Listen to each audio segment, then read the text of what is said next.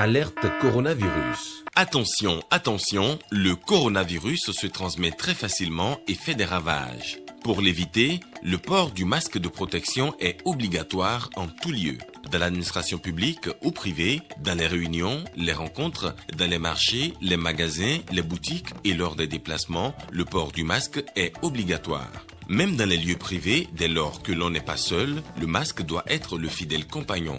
Mais attention, le port de masque de protection ne dispense nullement d'appliquer les autres mesures de prévention, notamment le lavage des mains à l'eau et au savon et l'observance de la distance de sécurité sanitaire d'au moins 1 mètre entre personnes. Enfin, s'abstenir de porter des gants en vue du lavage régulier des mains à l'eau et au savon ou de l'application de gel hydroalcoolique.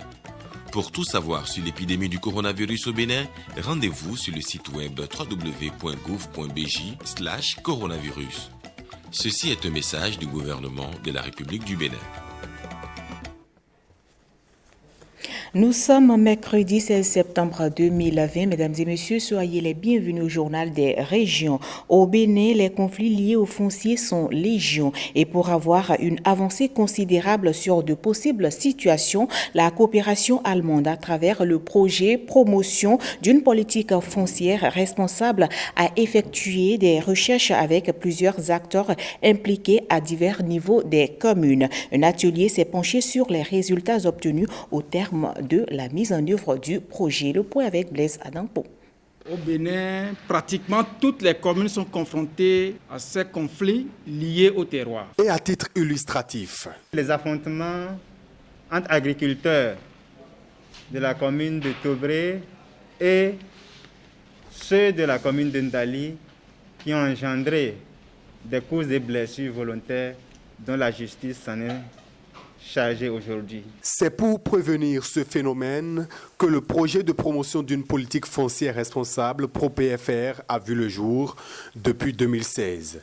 Mise en œuvre par la GIZ, la phase expérimentale de ce projet a pris en compte 5 communes, à savoir Ndali, Tchaourou, Bembereke, Kalale et Sinandé. Pour une initiative née depuis 3 ans environ, à la demande des partenaires, pour un processus ayant fait son chemin avec ses acteurs clés, ses partenaires et ses soutiens, on peut légitimement se permettre de pousser aujourd'hui un ouf de soulagement.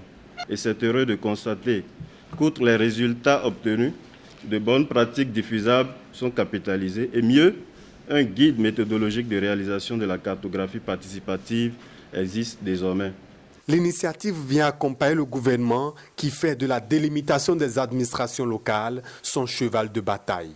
La délimitation administrative des villages et des communes est une prérogative régalienne de l'État, en même temps qu'elle est un lourd exercice dont mon ministère a la charge.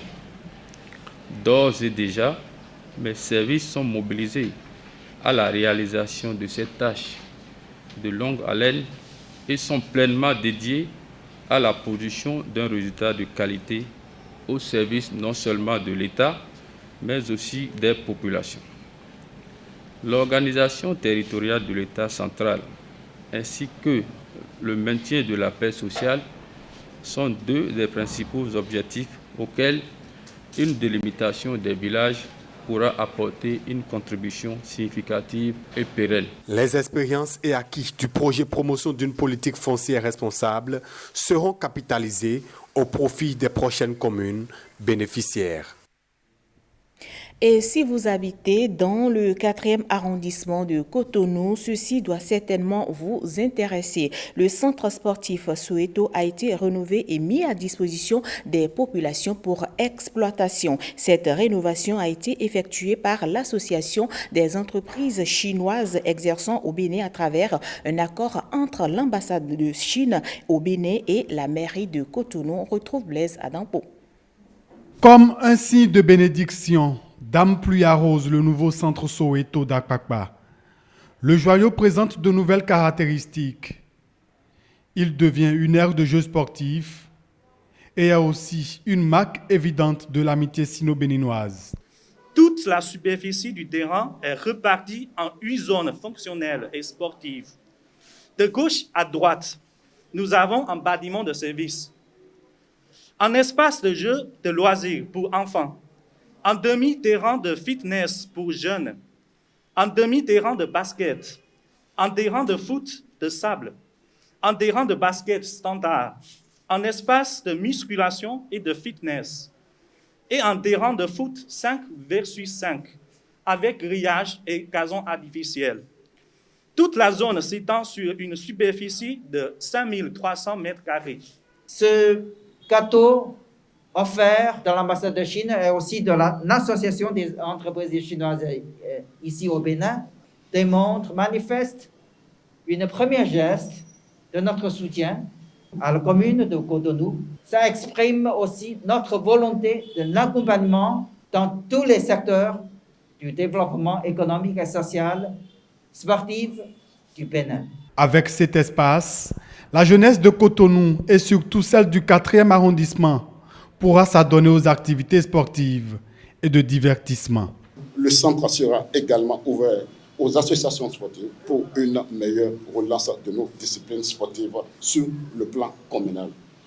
À vous, chère population, premiers bénéficiaires de ce joyau, je vous exhorte à une utilisation rationnelle des équipements et à veiller au maintien des lieux dans un état de propriété. Et plus loin encore, des talents peuvent éclore grâce à l'aire de jeux sportifs d'amitié sino-béninoise Soweto. Le sport va chercher la peur pour la dominer, la fatigue pour en triompher et la difficulté pour la vaincre. C'est mon de Pierre Coubertin, l'inventeur des Jeux olympiques modernes, résonne en ces lieux où des générations de sportifs se succéderont assurément. D'ailleurs, le nom éponyme de ce centre fait recours à un sportif de renom. Je veux nommer le boxeur béninois le plus titré, Aristide Sago, dit Soweto.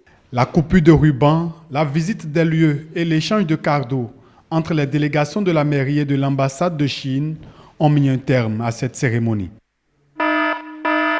Alerte coronavirus. Attention, attention, le coronavirus se transmet très facilement et fait des ravages. Pour l'éviter, le port du masque de protection est obligatoire en tout lieu.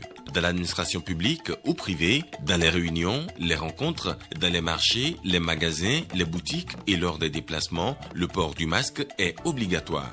Même dans les lieux privés, dès lors que l'on n'est pas seul, le masque doit être le fidèle compagnon. Mais attention, le port de masque de protection ne dispense nullement d'appliquer les autres mesures de prévention, notamment le lavage des mains à l'eau et au savon et l'observance de la distance de sécurité sanitaire d'au moins 1 mètre entre personnes. Enfin, s'abstenir de porter des gants en vue du lavage régulier des mains à l'eau et au savon ou de l'application de gel hydroalcoolique. Pour tout savoir sur l'épidémie du coronavirus au Bénin, rendez-vous sur le site web www.gouv.bj/coronavirus. Ceci est un message du gouvernement de la République du Bénin. Ainsi profite ce journal, mesdames et messieurs. Retrouvez tout à l'heure Ariane Da Silva pour le journal de 20h.